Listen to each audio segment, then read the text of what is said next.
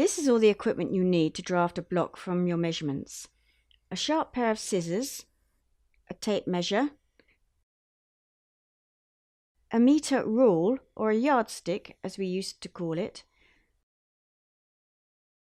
sharp pencils, a rubber, and most importantly, a nice large set square. A normal ruler is handy. A ruler like this is quite popular, but not by any means essential. I buy my pattern paper on a big fat roll. It lasts a very long time if you are serious about drafting your own patterns. But you can buy sheets by the pack. It can be marked off in inches or every 2.5 centimeters, but I prefer plain paper. Brown paper will do. Some people use newspaper, although I wouldn't recommend it. Here are the measurements you need for the basic block. I'm purposely not using a standard size, as this is the whole point of drafting a block to fit. So first of all you need the measurement around the fullest part of the bust. This rises a little at the back. This measurement will also be used to determine some of the variables. The true waist, not too tight. The hip measurement is usually taken about 8 or 9 inches below the waist, but it must be where the widest measurement is, and take note of how far down from the waist it is. The back waist length, from the bone at the nape of the neck to the waist. Being a petite person myself, I've always appreciated how important this measurement is. Getting it right will solve so many fitting problems. Then chest width. Now this measurement will make or break your block, and you may need to experiment if you get it wrong first time. It is taken from about 4.5 to 5 inches from the base of the neckline, standing nice and straight. The back width.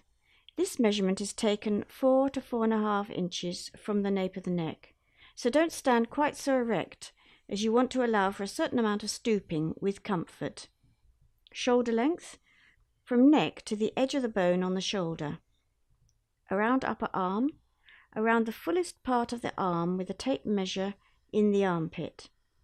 Print off my PDF sheet and fill in your own measurements. If you have doubts about any measurements, use the one closest to the standard size for your bust and hips. My PDF guide contains details of variables that are dependent on size. So cut a piece of paper 30 inches long and half hips, or bust, whichever is larger, wide, plus 3 inches or so. Rule a line along the length 1 inch or so from the left edge. This is centre back.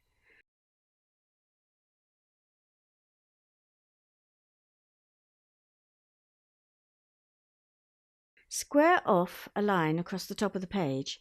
This is the top line.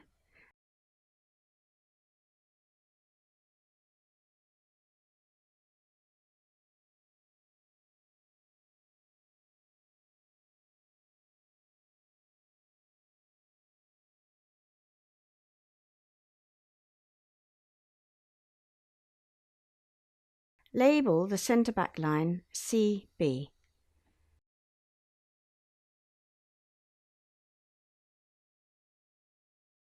For our centre front line, you want to measure at least half bust plus 2 to 3 inches, or half hips plus 1.5 inches, whichever is the larger. But you can draft this line further away if you like. The important thing is that you want to avoid the back and front bodies overlapping. So label this line CF for centre front. So here I show an initial rectangle of half hips plus 3 inches wide, and at least as long as back waist length plus 10 inches, which will be a bit longer than the final block. This gives us a good bit of room. Mark down 1 inch from the top line. This increases to 1.5 inches for sizes over bust 38 inches. Check for variables in my PDF guide. Draw this about 1/3 of the way across.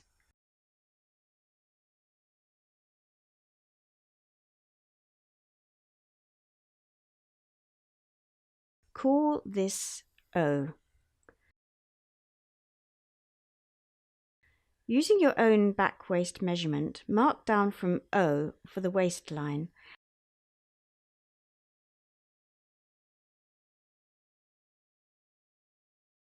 and square across to the CF line. This is the provisional waist position.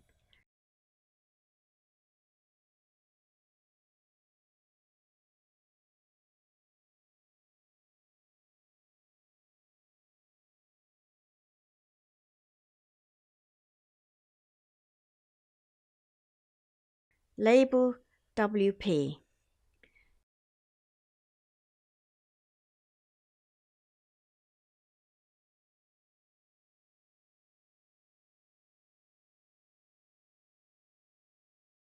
Then measure 8 1/4 inches from O for the bust line, which is also the bottom of the armhole.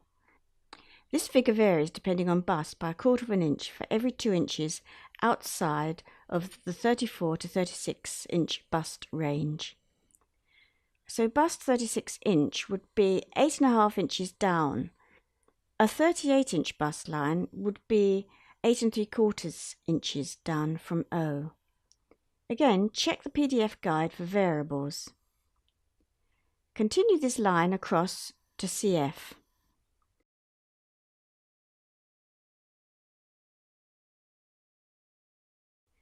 Then mark half this measurement down for the back line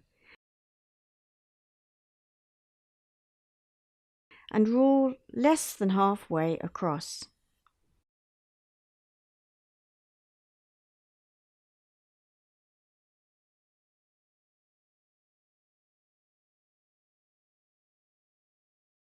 Label BL for the bust line and label the back line.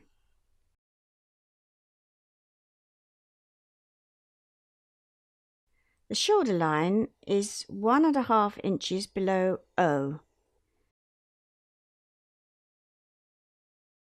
This is the same for all sizes.